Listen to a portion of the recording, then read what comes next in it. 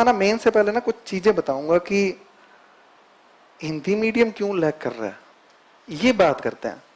Mains की strategy आपको बहुत लोगों ने बताई होगी, ये पढ़ लो ये पढ़ लो ये पढ़ लो, रिपीट करने में कोई मतलब नहीं है ना। और अपन को क्या करना है कि हम उनके बराबर आए, ये चीजें कुछ करनी है। देखो जो इंग्लिश मीडियम के जो लोग सेलेक्ट हो रहे हैं ना, उनका बैकग्राउंड होता है आईआईटी, एमबीबीएस, एमबीए, मतलब आईआईएम से टॉप के इंस्टीट्यूट होते हैं। उनमें जैसे किसी ने बीटेक कर रखी है, तो बीटेक में क्या होता है, 8 सेमेस्टर होंगे। 8 सेमेस्टर में 8 तो फाइनल पेपर होंगे और 8 ही मिड टर्म आते हैं, ठीक है। 16 पेपर वो लोग लिखते हैं 4 साल में। अपन लोग बीए की हुई है, 3 पेपर लिखेंगे, ठीक है। और उनके पेपर का परफॉर्मेंस कैसी होती है,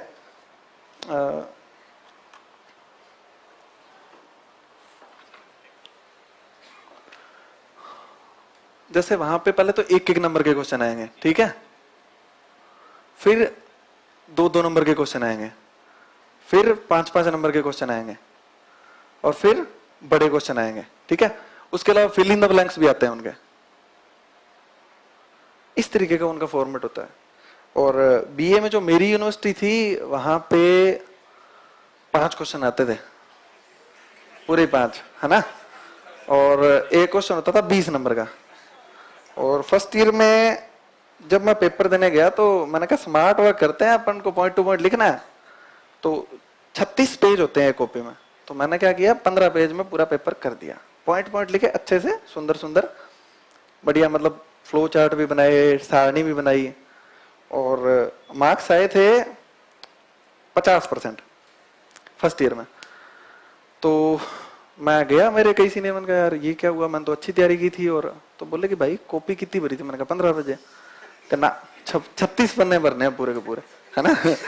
तो नेक्स्ट ईयर में मैंने कहा ठीक है, मैंने कफन बांध के 36 के 36 भर के आया मैं पूरे। परसेंटेज बने 65।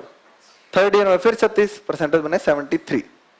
5 क्वेश्चन 20 नंबर का, और एक क्वेश्चन में 7 पन्ने भरने होते थे, चाहे वो आ रहा है चाहे नहीं आ रहा है, चाहे कैसी भी स्टोरी लिखो, ठीक है।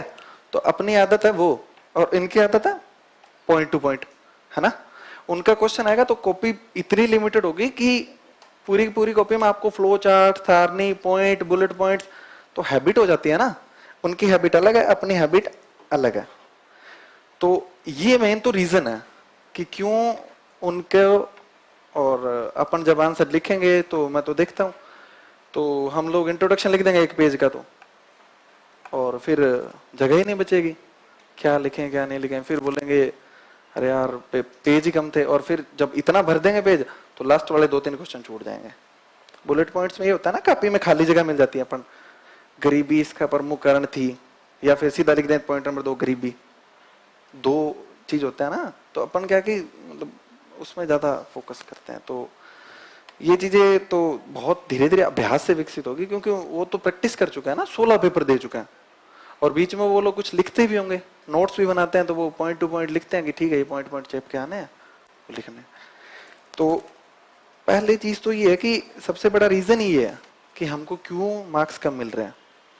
फिर फ्लो चार्ट तो अपन ने कभी बनाए नहीं होंगे, बीए वगैरह में कभी नहीं बनाए होंगे। फ्लो चार्ट, मैप, ये तो बनाते ही नहीं है, मैं भी नहीं बनाता था। सेकंड ईयर थर्ड ईयर में नहीं बना के आया मैं, फर्स्ट ईयर में बना के आया था, तो मार्क्स कम मिले थे। तो ये दिक्कत है। तीसरा दिक्कत है कि हमें इंग्लिश थोड़ी कम आती है ना।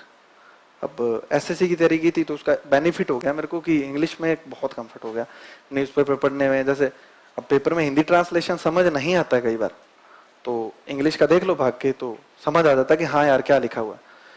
तो एक काम हमें करना है कि इंग्लिश को थोड़ा सा इम्प्रूव तो करना पड़ेगा। जो पूर्वाग्रह बोलते हैं ना, इंग्लिश तो नहीं पढ़ेंगे, हिंदी मीडियम है अपना तो ना, इंग्लिश नहीं पढ़ेंगे, तो ये काम नहीं करना। थोड़ा सा उसके लिए जगह दो यार, वो भाषा है, इंटरनेशनल लैंग्वेज है, उसकी रिस्पेक्ट करो। मतलब ठीक है, उसको हमें ये नहीं है कि हम इंग्लिश में पारंगत हो जाए, पर इतना हो कि हमें समझ आ जाए इंग्लिश। तो उसके लिए क्या करना है कि यूट्यूब पे कुछ लेक्चर वेक्चर हैं, तो थोड़ा सा क्या, और कुछ वर्ड मीनिंग, जैसे हिंदू से कुछ लिख लिए, कोई न्यूज़पेपर से लिख लिए वर्ड मीनिंग, उनको यूज किया करो थोड़ा बहुत।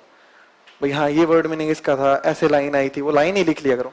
15-20 मिनट अगर आप दिन में दे दोगे ना इंग्लिश को, 15-20 मिनट ही, रोज नहीं, एक दिन छोड़ के एक दिन भी, तो थोड़ा कंफर्ट अवेयरनेस है ना वो बहुत जरूरी है।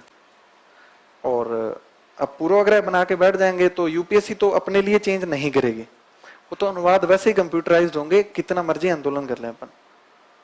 भाई बहुत बड़े बड़े आंदोलन हो गए ना, अभी तो सॉल्व तो नहीं हुई हिंदी मीडियम की समस्या। तो भाई सीधी सी बात है, जो लोग इंग्लिश सीखते हैं, कई लोग 20-20 लैंग्वेज भी जानते हैं, वो भी तो इंसान होते हैं ना। तो हमें तो एक थोड़ी सी सीखनी है और पूरी तो बोलनी ही नहीं है अपन को सिर्फ पढ़ना है कि हाँ इंग्लिश में इसका मतलब ये होता है। और जो पेपर लिखे हुए आते हैं उसमें इतना हार्ड इंग्लिश नहीं होती है, आप कभी पढ़ के देखना। जैसे प्रीलिम्स का पेपर था इस बार, दिया था किसी ने?